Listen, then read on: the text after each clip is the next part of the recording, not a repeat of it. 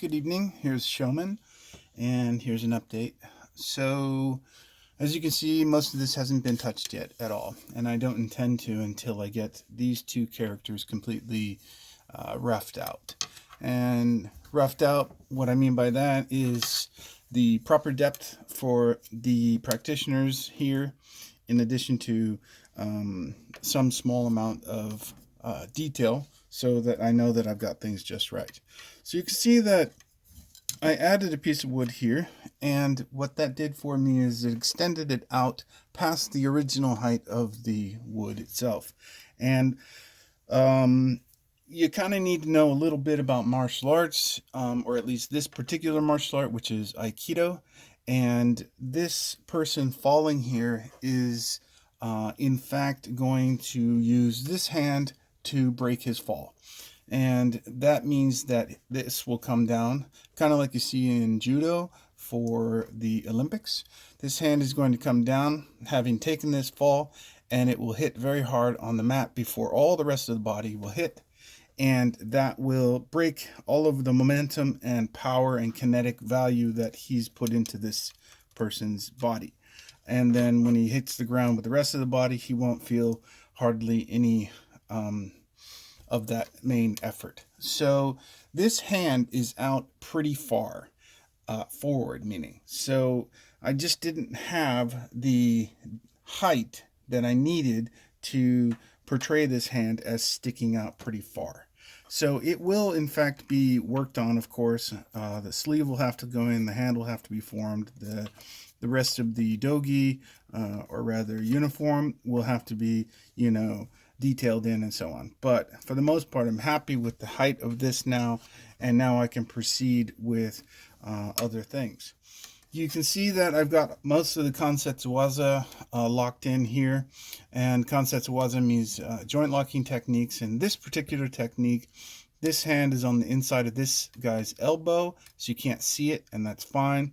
But this right arm here extends up to here, and then it also extends to this hand. And his right arm is joint locking at the wrist and hand.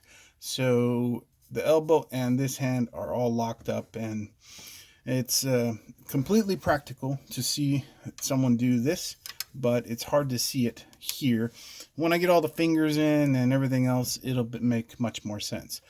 I wanted to preserve this thickness here. It's about an inch, maybe slightly less. And in order to preserve this thickness, this hand had to come out with another piece of wood.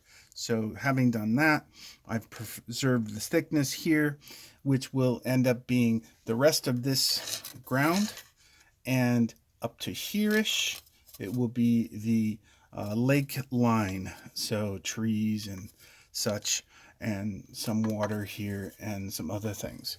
So that preserves that thickness that I'll need then. All right, so for the most part, this guy I think is the proper depth. I may bring him back just a little bit to preserve a little bit more of the head, but I'm not certain yet.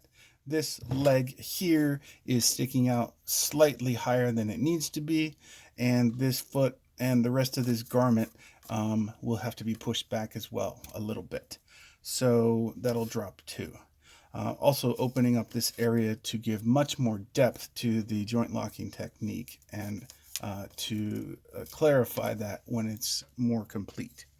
So, all right, moving on, I will continue with this arm, getting it more or less roughed out.